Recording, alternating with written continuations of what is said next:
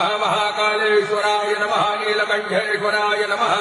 रावणकृत श्री शिवतांडव स्तोत्र द्वारा अर्चनम् ओम जटाटवी गलज्जल प्रवाहवितस्तले गलेवलं गलंबितं भुजंगतुंगमालिकां डमट्टमट्टमट्टमल्लिनाथमट्टमरवयं चकारचण्डताण्डवं तनोतु नः शिव